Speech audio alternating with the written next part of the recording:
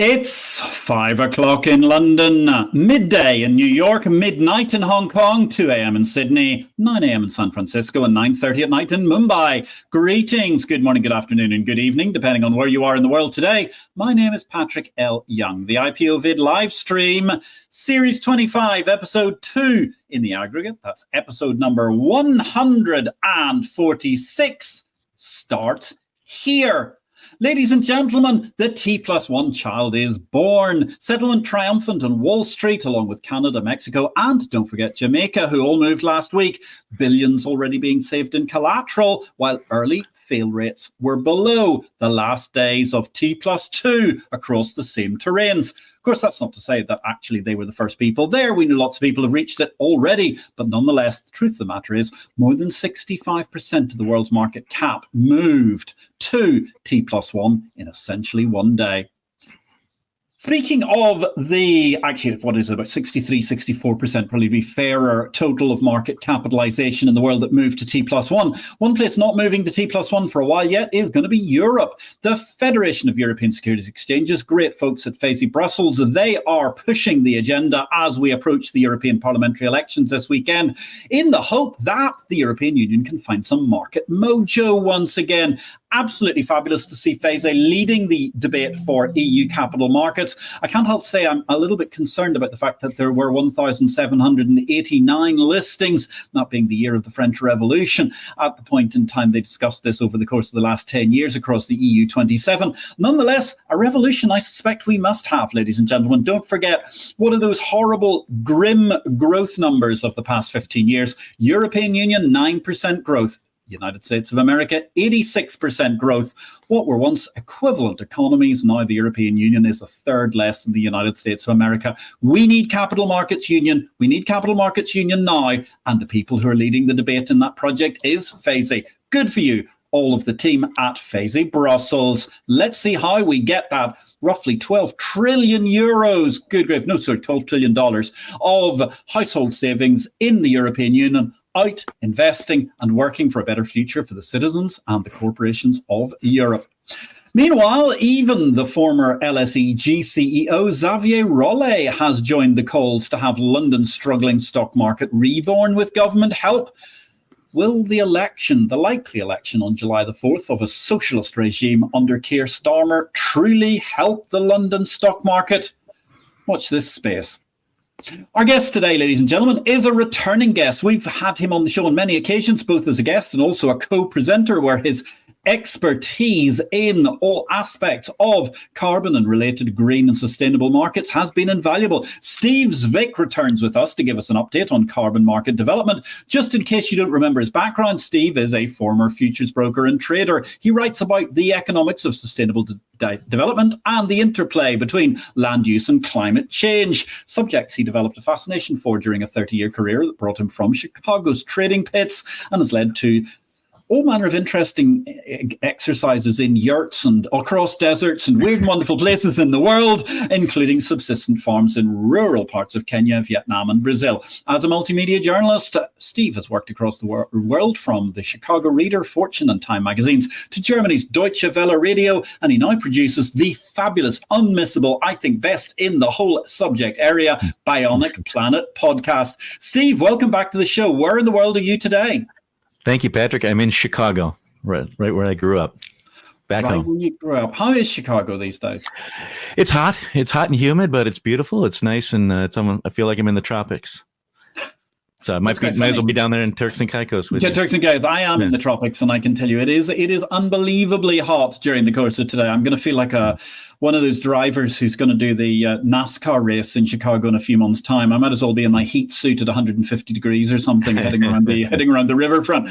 It's absolutely wild here today, quite still, and we're awaiting a storm. So, Steve, lots has been happening in this incredibly dizzyingly exciting world of carbon markets. And I think, it's important to probably kick off with a couple of useful stats just to get an idea on the perspective of this whole thing. I had a great conversation yesterday with an Exchange Investor Reader, and he was saying, look, if you include everybody, the consensus, the global academic, scientific gurus, good gurus, bad gurus, whatever, including some that this particular correspondent didn't particularly rate. But nonetheless, we're talking about something like $150 trillion has to be spent on decarbonisation by something like 2050. And at the same point in time, right now, the total of the world's stock markets are market capitalized at, I don't know, roughly around 100 trillion US dollars. I mean, corporate bonds are like 140 trillion US dollars. So these are mega numbers we're talking about. Global GDP, good grief, we're spending 1.5 times global GDP. Global GDP is about 100, just tipped over, I think 103, 104 trillion expected to be this year. That's absolutely incredible sets of numbers. So there's a lot happening. What's the really top level trends that have been breaking out in the course of the last time we saw you about a year ago? Well, for the area I'm in, because I do focus on land use, not the energy transition, though they're interrelated. And I think for what I focus on, the biggest changes have actually happened in the last few weeks, which have been long in coming. One is that the United States government put out guidance on how to recognize voluntary carbon credits, and they essentially took. To people who've been in this for a long time, there's nothing new. It's the same principles that the ICVCM, which is the Integrity Council for Voluntary Carbon Markets, have laid out. The same principles that have been around for 20 or 30 years, but they've never been formally kind of put together in one big place like this and agreed to through rigorous processes of expert review and multilateral debate. And so that kind of put a stamp of approval on the voluntary carbon market, which again is not, the voluntary carbon market, keep in mind, is not the compliance market. The voluntary market has been catching a lot of heat the last few years, I think wrongly, because the voluntary carbon market was created explicitly to try to incentivize action beyond what's required by law, not to replace the law, and also to test new methodology. So it's caught a lot of heat, most of it, I think, unjustified. And they've essentially said, we do need the voluntary carbon markets. This is the U.S. government. We need it to follow these principles, and we will get behind it to ensure that it does that. And the U.S. government is also getting involved. I mean, the Department of Agriculture has for a long time been talking about overseeing carbon markets that will benefit farmers by incentivizing or financing sustainable land management. The Department of Energy is starting to buy like carbon removal projects. So there's a lot of different, a lot of things have been in the works for a long time, and they kind of came out, this big coordinated effort to say, we endorse this, but only if it's done right. And then the other thing that happened was the SBTI, which is called, the name is a little bit wonky. It's called the Science-Based Targets Initiative. And they are created by a consortium of NGOs, the Climate Disclosure or the Carbon Disclosure Project, WWF, WRI. They have been, because, the big thing overriding all of this is that we have to get to net zero emissions by 2050. Net zero is a science-based target. It comes from the IPCC. They basically said, if we're going to meet the Paris targets, we've got to get to a point by 2050 where we've squeezed all of the emissions out that we can and are using carbon markets to only removal-based carbon markets to pull out the residual emissions, to suck them out. So that's where we have to be by 2050. And there's always been this debate about, well, what is the role of carbon markets in doing this? Because the Science-Based Targets Initiative, or the net zero target, is global. It doesn't say every single company has to be there. Some companies can get there faster than others. Some companies, will always have residual emissions. How do you decide if a company is on track to do that? And that's what the SBTI has been doing. And they've always argued that you can't use offsets to get to sort of get on target for achieving net zero emissions, which has been a big point of contention. And they finally announced a couple of weeks ago that they would recognize the use of offsets for Scope 3 emissions. And Scope 3 emissions are outside of the value chain. They're basically, they include everything that your customers do, everything when you buy a carpet, if you run a vacuum cleaner over it, that's considered Scope 3. So Scope 3 is pretty inclusive. And that created a lot of consternation because it was a big pivot for them. There's actually been a lot of debate because people are saying that the decision was made without a lot of transparency. There was no real vision, real sight into the deliberative process. I think that's a legitimate a legitimate concern. But at the same time, the SBTI is one of these things that was never meant to be as big as it is. It's a voluntary initiative that was created a long time ago. And, it's kind of, it's the only thing standing. So it kind of had more influence than I think a lot of people expected it to. I must admit, I mean, you're diving into organizations. A lot of these organizations, yes, we get the World Wildlife, WWF, all of those sorts of top line carbon people you're talking about. But this SBTI, I must admit, it's sort of unleashing my inner Dan Brown complexity, theory, conspiracy, you name it. Give us a little bit of the history, roughly of the SBTI. Where is it based and what does its membership consist of? Well, that's actually interesting. It's a very narrow membership. It's based, I'm not even sure. I mean, it's probably based in Switzerland. I'd have to look. I don't know. Based in one of those neutral places with nice weather or good skiing or somewhere. One of our research team in the Galley will probably have a quick look and see where the SBTI is and have a guess. So right, it's somewhere. It's another one of those sort of multinational entities. But it's interesting because if you don't know, then I think we can rapidly define the fact that it's not been something that's necessarily been top of mind for everybody around the world to actually look at. Well, no, but it kind of did become. It's a weird thing that happened was when these net zero companies started making these net zero commitments, and most of the companies that made net zero commitments are companies that have never put much thought into this before. So I just had Jen Jenkins on the show, on my show the other day, and she was saying that 90% of the companies that have made commitments under the SBTI didn't make them until 2023. So these are companies that have, for the most part, not been engaging in the carbon market, not been really thinking about emission reductions, and they've come out with these pledges to have net zero by 2050, and to be recognized under the SBTI, you have to come in with a plan that actually aligns. You have to be able to say, because what the SBTI does is they look at every different sector, they look at existing technologies, potential future technologies, and they try to say, okay, if you're in the airline industry, this is where you can be by 2030, this is where you can be by 2035, based on what we know about the current technologies, to identify what is a reasonable expectation that you're going to arrive at that endpoint. But so many companies started making net zero pledges, and until recently, a lot of them were doing it by using carbon markets in the short term to kind of zero out their current emissions, and then having some kind of a strategy for getting to net zero eventually. What the SBTI, then when they came out and said, hey, we've got this stepwise approach, and if you sign up with us, you can say, look, at this point we're here, at this point we're here, we are aligned. And they came out with that, and no one else had. So a lot of companies committed to the SBTI. I don't know the exact numbers offhand, but it's huge. It always confused me that so many companies were aligning with something that they didn't seem to understand. And it does seem that a lot of them are waking up now to the enormity of the challenge they really face. And they're kind of going, we can't get there.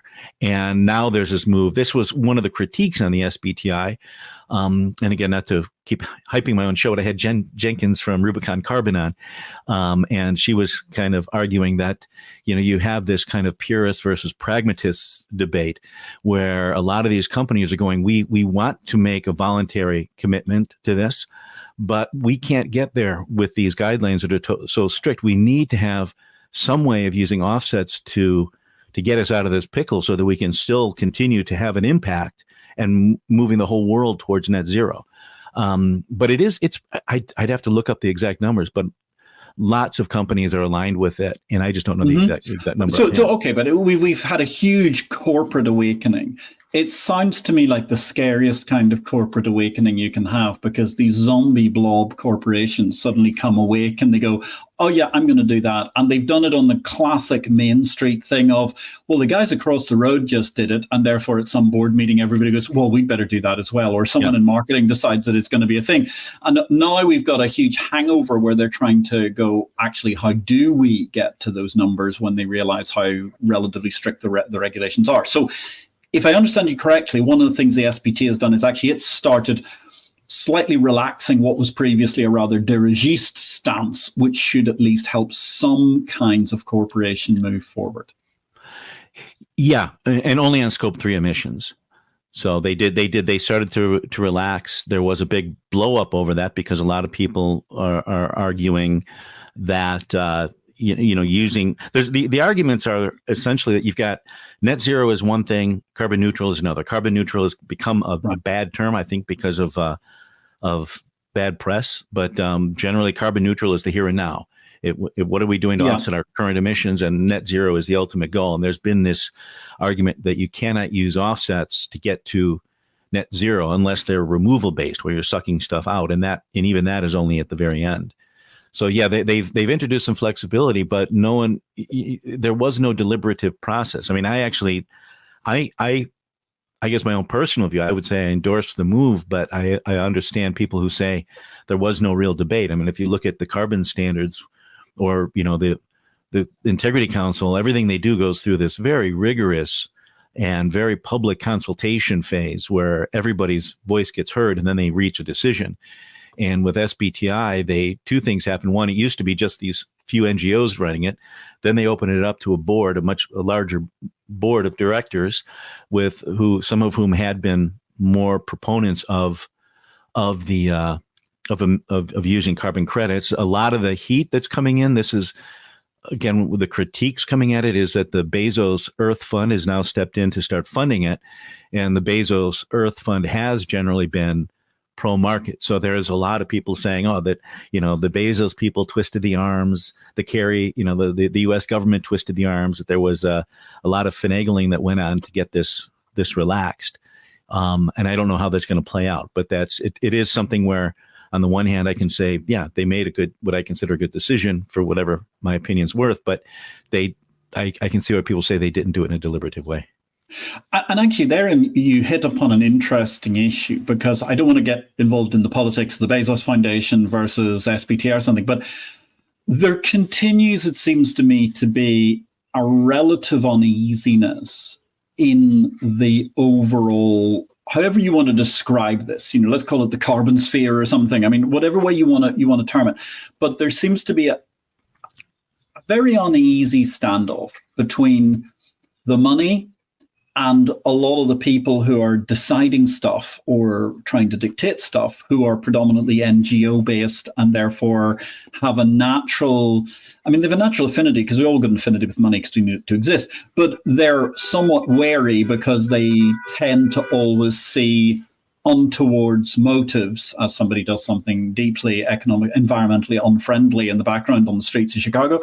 They do something, you've got this standoff. And that always seems to me to be difficult, because it strikes me that actually, and I'm not speaking specifically, but quite a lot of particularly the big foundations that have been funding have actually come in with incredibly open motives, if not actually motives that are fundamentally not in the best interests of the sources of where their original funding came from.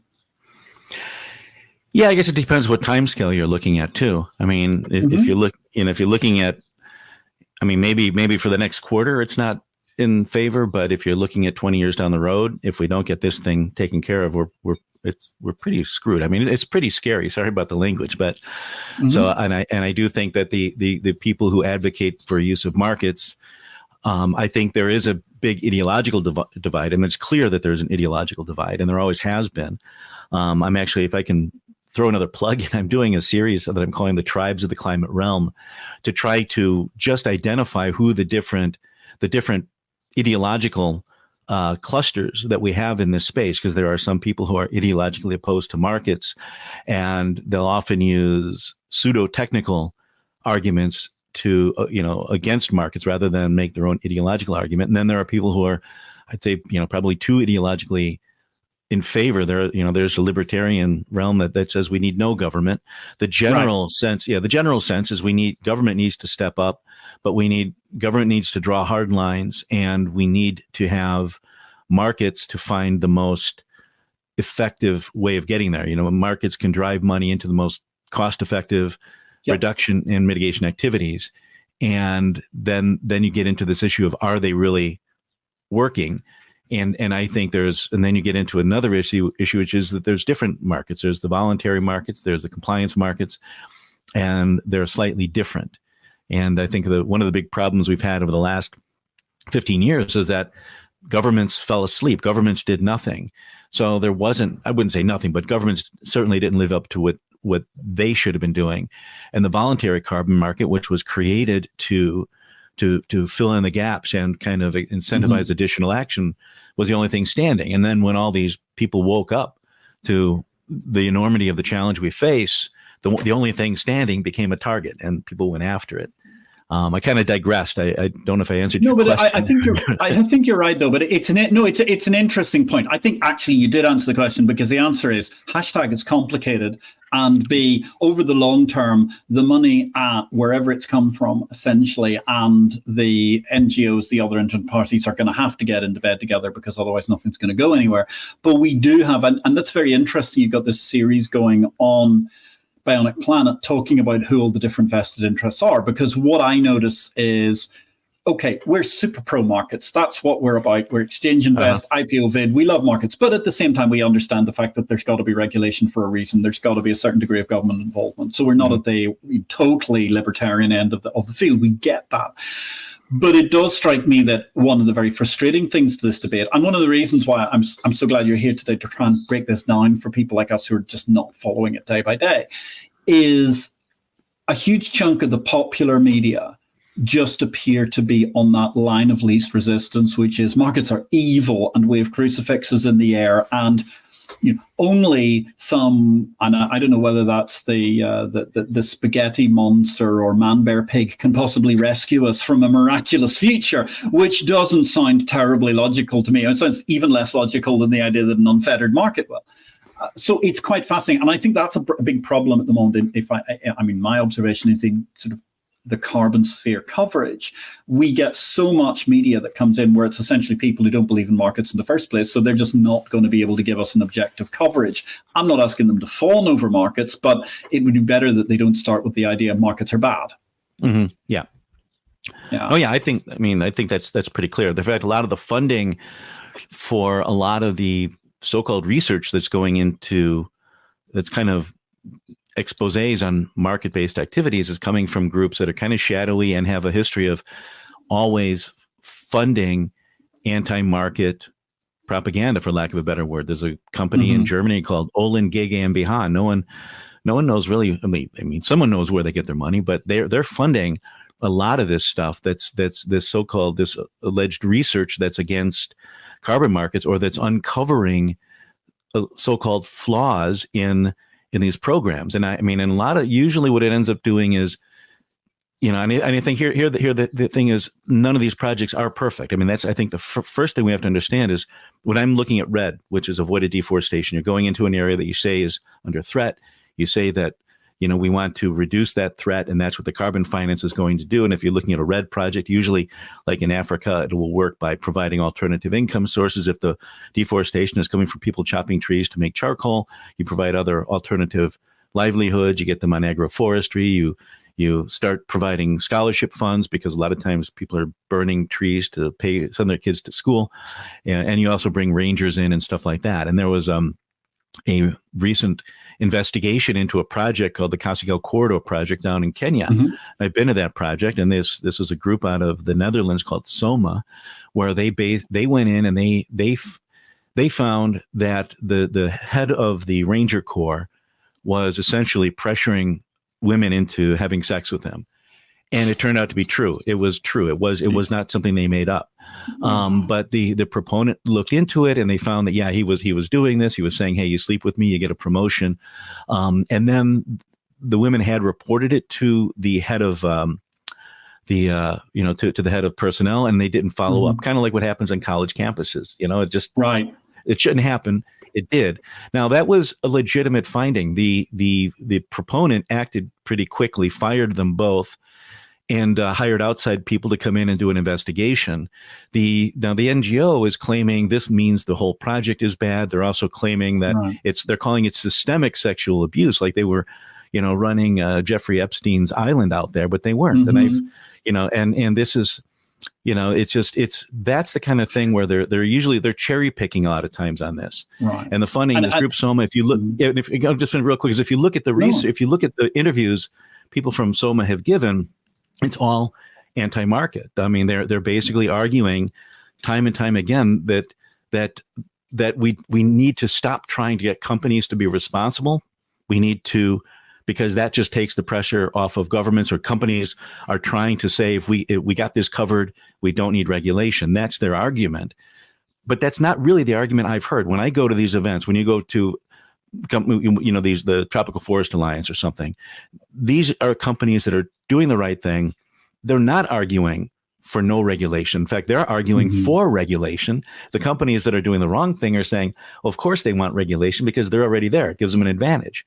So the whole narrative is just, there's this public discourse that's completely disconnected from what's really happening in these spaces. Yeah, it's terrible, because when you look at some of the things that happened with certain, for example, UN funded projects in recent years, where they had, genuinely did have embedded examples of sexual abuse and so on, yet nobody turns around and goes, well, the UN's a bad idea, we'd better get rid of it. They recognize the fact that there were some hideously rotten apples who were probably badly managed.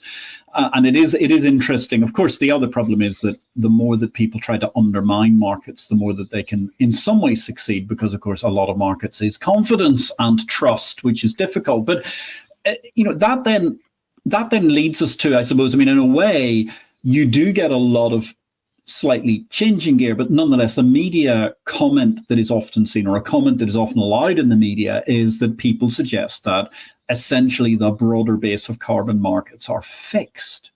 And this one I find quite interesting, because I personally can't believe it, just because I know the great actors that are in there, whether it be the Intercontinental Exchange, NASDAQ, hundreds of others, major reputable regulated exchanges worldwide, who've got far too much on the line to possibly waste their time fixing what is still a relatively small part of their business.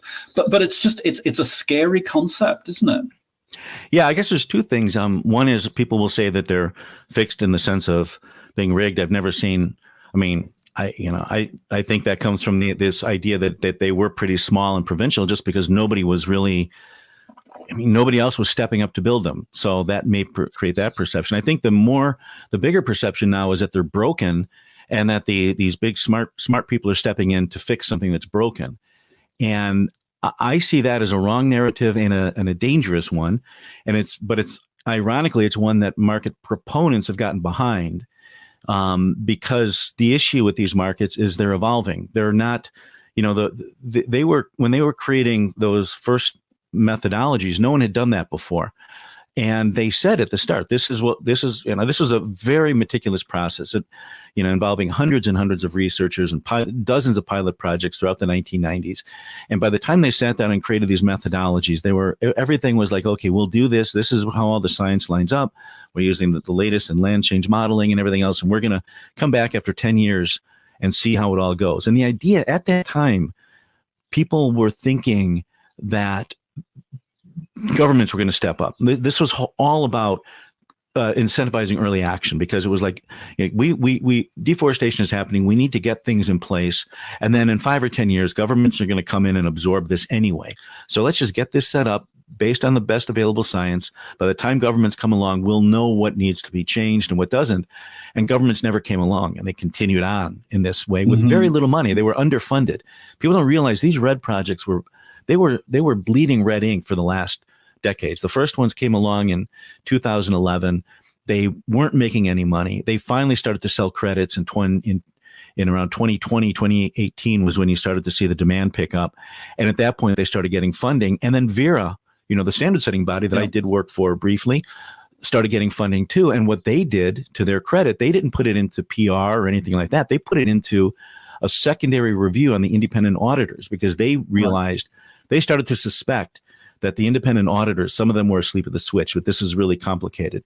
So they started to put in an audit on the audits, and that slowed a lot of things down, but they found a lot of companies were sloppy. And I think when you hear all this talk about those first generation methodologies being bad or whatever, they weren't, they were complicated was the problem. They had too many variables.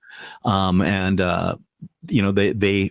they were difficult to really verify, just because of all the things to look at. So, they adjusted. They shortened the period between the time when you reevaluate a project from 10 years down to 6.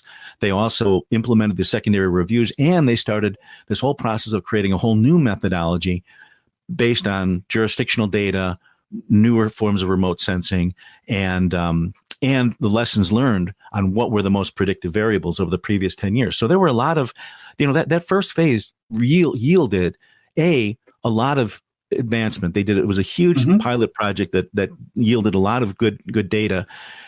And also those projects that are being held to account now are being accused of not having reduced their emissions.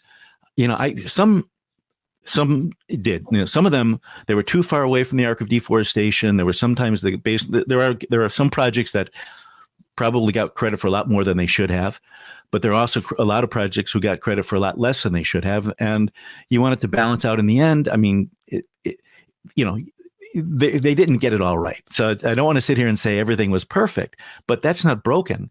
That's like, that's like slapping a 12-year-old for not passing his college entrance exam. The kid's not broken. He's just not there yet. And that's what was happening. Yeah. And this was the voluntary market. This was all about incentivizing additional action above and beyond what would have happened otherwise. So I think a lot of these, and I think what's happening is when we had the task force. Am I going on too long, or should I wrap this up? No, go. That's fine. Talk to us about the task force. Okay. The task force on scaling voluntary carbon markets. Mark Carney created this in, I think it was 2019 or so. And the idea was we need to scale up voluntary carbon markets. How do we do it? And I was on the task force. So and initially you had this call for a core carbon price. Because people from the finance business, we think in terms of a reference price. They were looking at it like a bond market. Techies wanted a core carbon price too.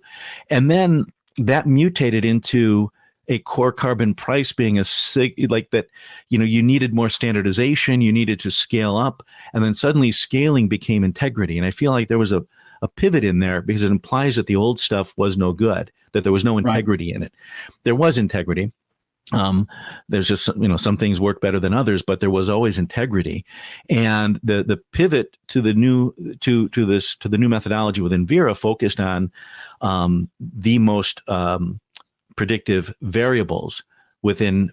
I'm trying to remember. I think I lost my train of thought here. Am I making sense? Look, let me stop for a second, because actually you make great sense. What you're essentially saying, to break it all down, is in version 1, huge numbers of incredibly optimistic people went out and populated this wonderful new land of voluntary carbon markets, and they created an absolute gigabytes of data, terabytes of data, and they took it all home. And then gradually over time, people have been analyzing it. And some people have said, because some of it didn't actually work properly, it's all a failure. Right. And a lot of other people are saying, well, actually, a lot of it worked, so let's do more of that. And then another, or possibly the same group of people, are saying, okay, there are problems here and ways we could tweak this, which to me sounds like the difference between, I'll use a petrol example. I hope that doesn't trigger any of the more green members of our audience, but the Ford Model T to the Ford Model A, the Ford Model T, there's nothing inherently wrong with it. It wasn't a bad car. If it was the first thing you ever got that managed to drive you around the countryside, it was a huge advance in your civilization in 1915.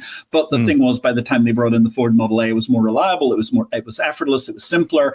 And the truth is, the DNA of whatever you drive today on the roads, a Toyota Yaris or something, is 90% of the Ford Model T. That doesn't mean the Ford Model T was a bad car. In its time, right. It was a really, really incredible, remarkable thing that it could be produced. Right. So that's what you're essentially saying. So what we're talking about here is a narrative of progress, sunny, kind of Reaganite optimism. The world's going to get better tomorrow, and we've all got to work at it. And actually, it's the tale of the United States of America and what has ended up making it so important that the likes of the US is embracing so many elements of carbon markets at the moment, because it's 4.23% of the world's population, but it happens to be getting on for 20% of the world economy in its own right, and 60.5% of the world's capital markets in its own right. And that's important.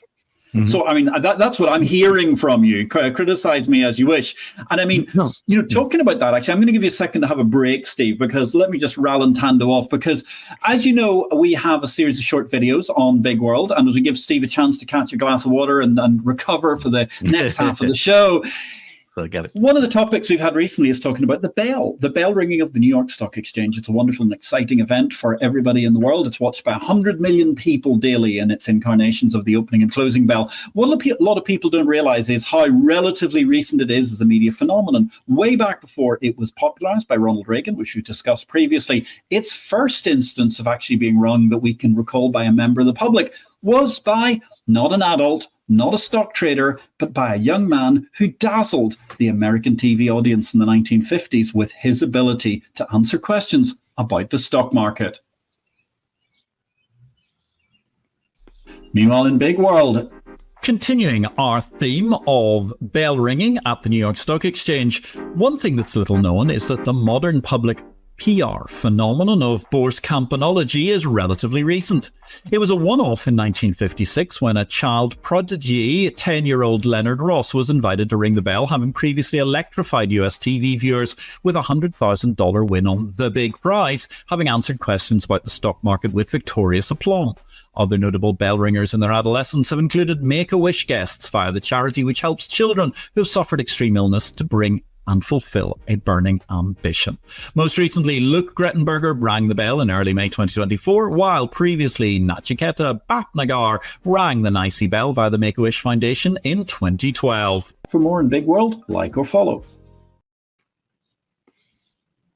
The wonderful power of Bohr's campanology there, ladies and gentlemen. Don't forget, what pays for this is this podcast to be able to go out, this live stream to be able to go out, IPO-VID, is, of course, our weekly and daily newsletters. Now, our weekly newsletter is entirely free EI Weekend. You can sign up to that easily enough. Our daily newsletter, Exchange Invest Daily, is available for only $375 per user year.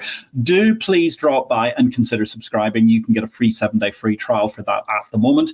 And actually, one of the things that we have in Exchange Invest Weekend Edition, EI Weekend, which is completely free, you can sign up for that, or the daily at exchangeinvest.com, is a book of the week. And this week's book of the week, actually, I can't help but think that it's a really good primer for thinking about carbon markets without, I believe, actually mentioning carbon markets whatsoever. Rory Sullivan is the marvelous author of this. In fact, we devoted the whole of the last EI weekend to the wit, wisdom and wonderment of Rory Sullivan. He's the he's the vice chairman of Ogilvy in the UK. Alchemy is the magic of original thinking in a world of mind-numbing conformity. And for those of us who are sick of being locked in the box, sick of even having to think that there might be a box that we could be locked in, this is a wonderful book. Alchemy, the surprising power of ideas that don't make sense, strikes me as a very, very good example of a sort of tome that should be read by the sort of people who are looking to develop carbon markets going forward, because it may help them get away from straight-line methodological problems and look at the lateral and other issues of what can be done where we could think less logically and nonetheless power society forward. Next book of the week coming in the EI Weekend at the weekend, ladies and gentlemen. Check out Rory Sutherland's tome. And back to Steve Zwick. So a little bit of lateral thinking there, I think, is something that can be very, very useful, Steve. So talking about this, central problem we've got, therefore, there are a series of critics of the, say, voluntary carbon markets, with markets and so on. And some of those are just anti-market people, which is really, really frustrating because they're not suddenly going to come back and say, oh, well, we think markets are actually good altogether. So they're undermining the process. Amongst the more pragmatic groups, what are the issues that they might have in terms of how the markets are working? Or are there particular ways in which they have proposed that markets need to work better? Yeah, no, that's a good question but it's a big answer. Yeah, it is. Break it down.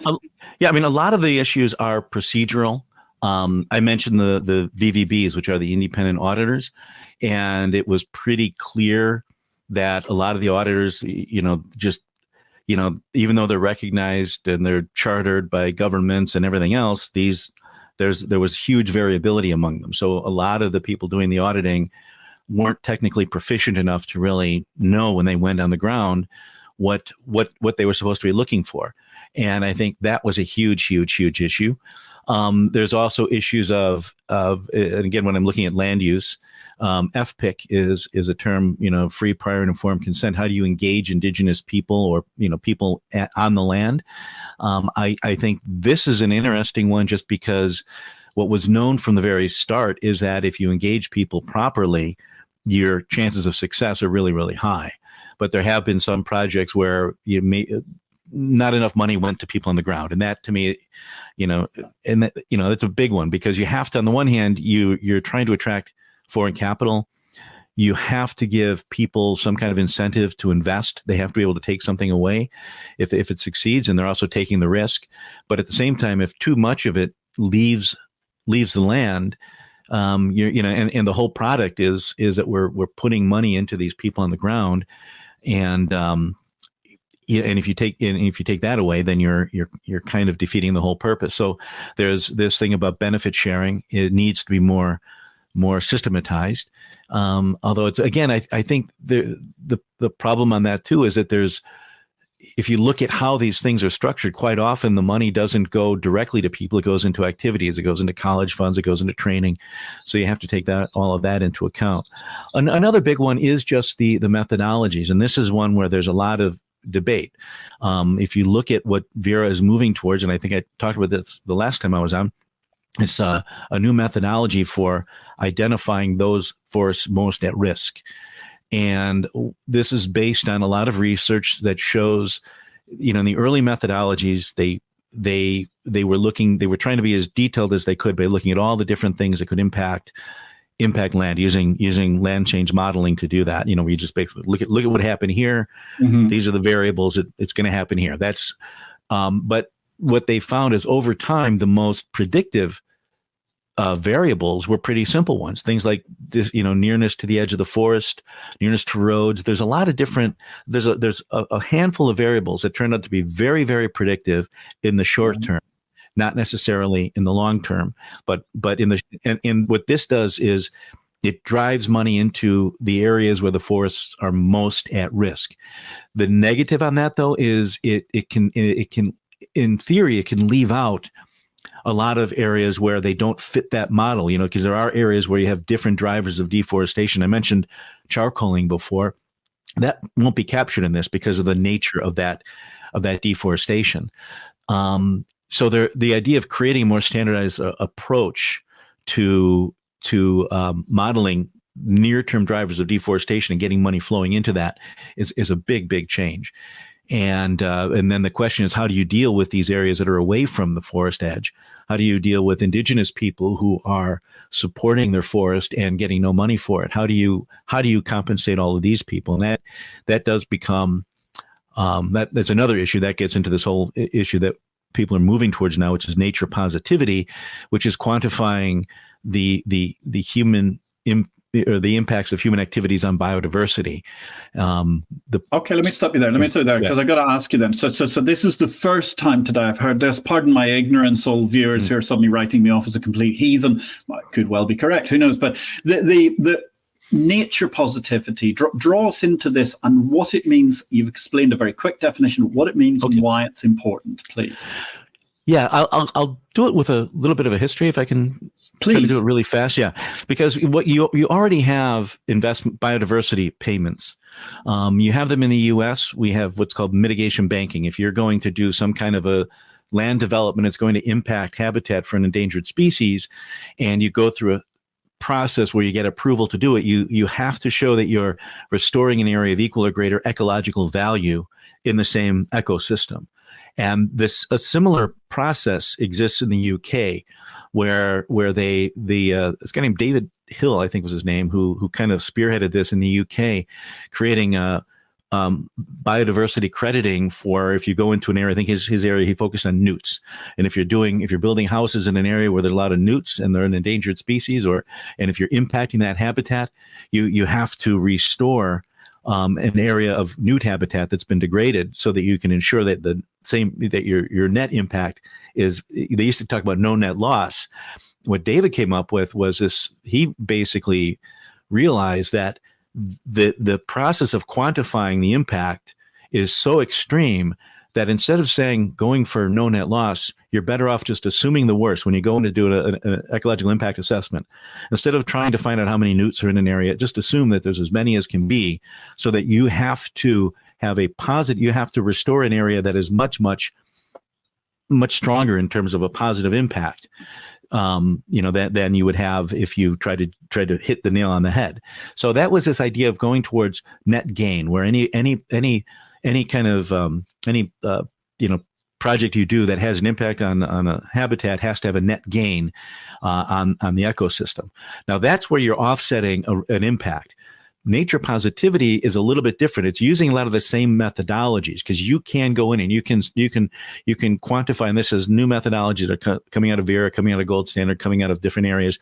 You can go in and you can say, okay, if we're implementing these practices, we're having a positive impact on biodiversity in a region, and it might be an indigenous territory, it might be an area far away from land, but you're managing the land more effectively. Things like cutting certain trees so that habitat becomes more, more inhabitable, for lack of a better word.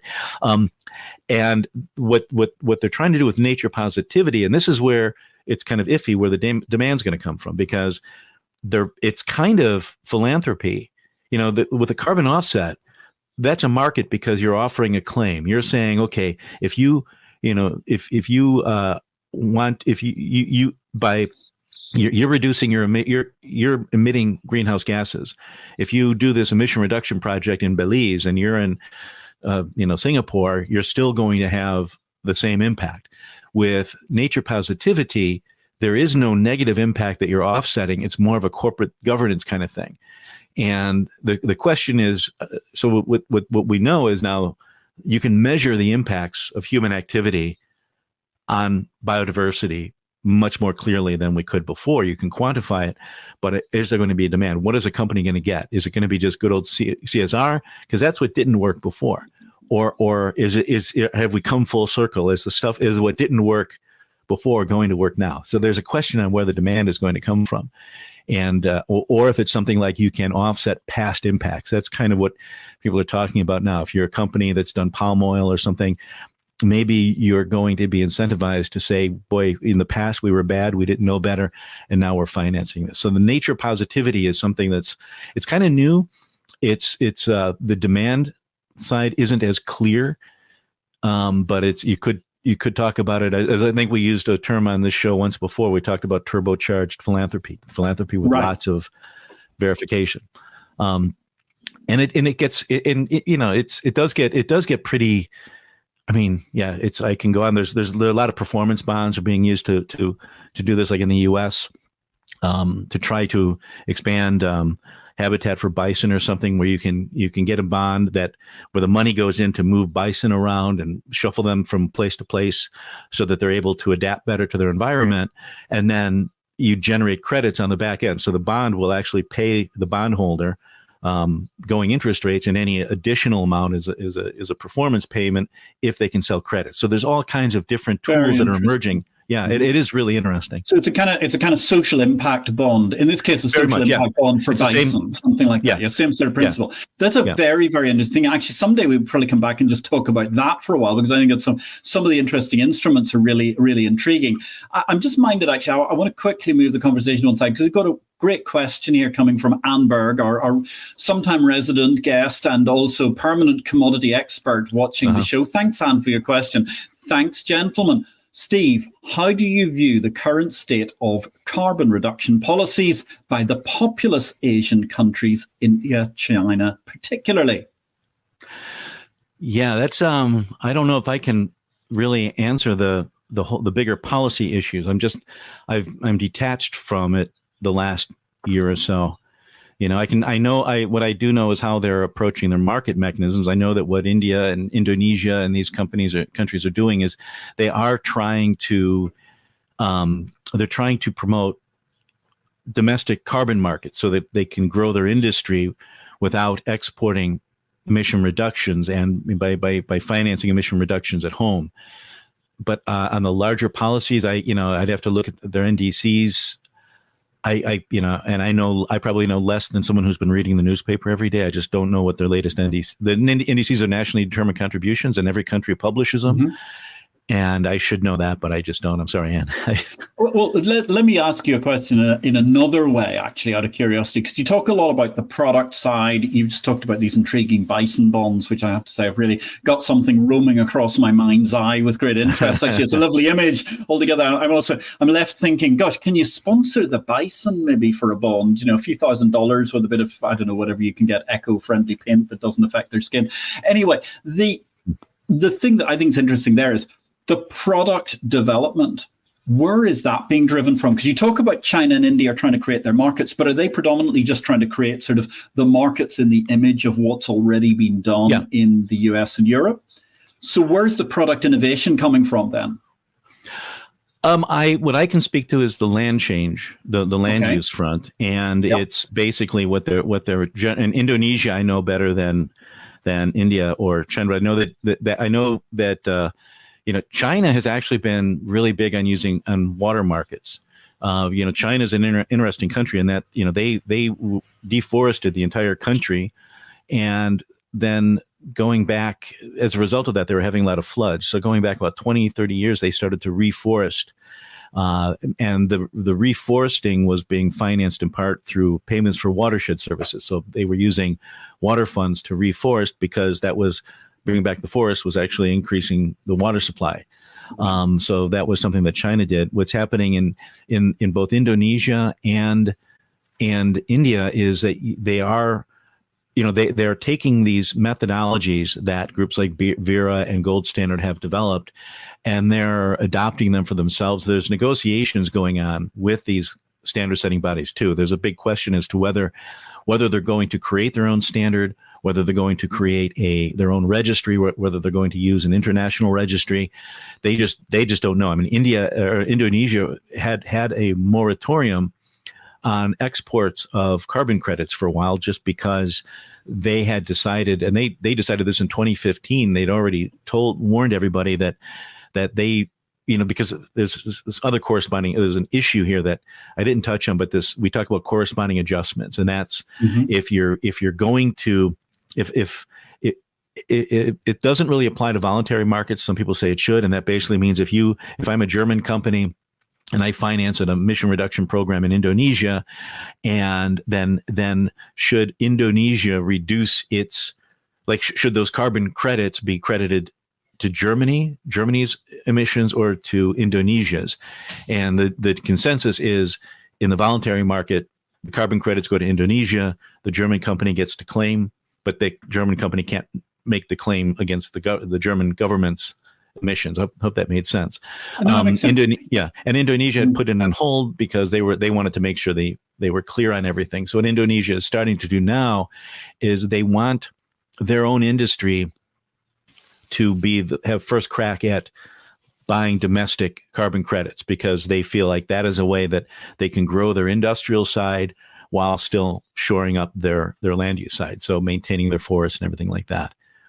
But I think, that's really interesting, because what you're essentially saying is one of the big issues here, and this is still a marketplace relatively in its infancy, is just defining big issues. What you're talking about there in terms of who gets the credit for the carbon credit, that sounds to me like the difference between gross national product and gross domestic product, because essentially one of them is what you produce in the country and the other is what you produce anywhere, but it's because it's your money coming from your country that actually owns the capital that's doing it. And I can see exactly how that becomes a very, very interesting debate.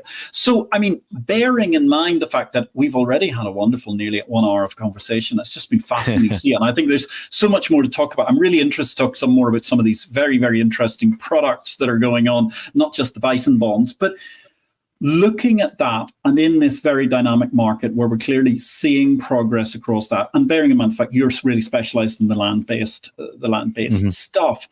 Steve, where do you think the capital market revolution, the carbon market revolution, goes next? I actually think nature positivity is going to be much bigger, despite the fact that there's no clear land, no clear demand signal. There is I think the desire for companies to establish themselves in this space is going to get bigger and bigger. And the other thing that's going to happen is it is going to be related to carbon somehow, because, as we go into, with climate change, all forests are kind of in danger. You've got the immediate threat of forests being chopped down by humans, but you've also got just degradation caused by, from heat-related degradation and the need to maintain forests. They need to be actively managed, and that you're going to have to finance it somehow. And so I do think this issue, this carbon or this nature positivity movement, I think there's more to it than we can see right now. But I also don't know that we know what it's going to be. The demand side is going to be difficult. You're going to have clear claims, and you're going to have somehow related to supply chain issues. And one other one, another big one that's going to be, I think, going to be really big in carbon is soil. And this has there's been this debate going on for 20 years. When they started to create these methodologies for avoided deforestation, there was a huge debate within Vera. With some people were saying, well, why go into all this stuff about avoided deforestation? Most deforestation is caused by expanding agriculture. And if we go into soil carbon at the forest edge, that will save the forest. And this whole thing started actually as an agroforestry project where they realized that the impact on the forest was more than the impact on the soil. But as with the new soil carbon methodologies, that is a much clearer benefit. And I think the soil carbon stuff is really going to take off for a short while. It's, the way these are designed is once something becomes common practice, the carbon payments don't really matter anymore, because in theory, soil carbon is the kind of thing that will pay for itself over time because it usually increases yields, but it will help it'll help de-risk that transition. So I think those are the two big things: is the soil carbon is going to be much bigger in the near term, and this nature positivity is going to mutate into something. It's just not clear what. Well, the joys of nature positivity and looking at our soil carbon, there's something to the new navel gazing. No, I don't mean that to be sarcastic. It certainly sounds like a very nerdy profession, but nonetheless, it's vitally important. The quality of soil. I don't mean to be unreasonable to that, but it's certainly going to be, something that will involve you having to get messy. Speaking of messy, I'm terribly sorry, Christmas scene of messy times. We just didn't get time to get to your question. It only appeared on my screen the last few seconds, so sorry about that. I want to say a huge thank you, Steve, for coming and joining the show once again. It's been really, really interesting. I'd love to get you back to talk some more about these products and other issues, because there's so much happening. In the meantime, ladies and gentlemen, you gotta go listen to Steve's absolutely fantastic podcast. It's really, really worth a listen. He has all manner of very, very interesting guests. I mean it in no disrespect. He has lots of guests that I've never heard of who all turn out to be interesting, and I think that's one of the best things you can ever say about a podcast at all points in time. Thank you very, very much, Chris. We've seen a great chat. Thanks, Steve and Patrick. But do check that out, The Bionic Planet. It's an absolutely fabulous podcast from start to finish. We do not have a show next week, ladies and gentlemen, because funnily enough, it's our production crew are going to be off because they're going to be celebrating a Philippine Independence Day, and a very happy Independence Day to one and all there. That's presumably a day you can get in and practice for July the 4th, where you get the opportunity to celebrate Independence Day of 60.5% of the world's market capitalization. So the next episode will be on the 18th of June. We've got the very super experienced Keith Vermaas. He's going to be talking about his view from the Channel Islands and the International Stock Exchange there. Something very, very different. A change of pace, ladies and gentlemen. Looking forward to that show. It only remains for me to say a huge thank you to our fabulous production team today. Thank you very much to Jamil, Rushlin and Racy, to Anberg and Chris Messina for adding to the excitement and discussion that was going on. Thank you for listening. Don't forget to leave us a little bit of love, ladies and gentlemen. It helps the AI understand what great content we've had here. I wish you all a very, very useful, helpful and carbon-rich future in the best possible sense of the word. Thanks to Steve Zwick again for being our guest. My name is Patrick L. Young. I wish you all a great week in life and markets. Thank you.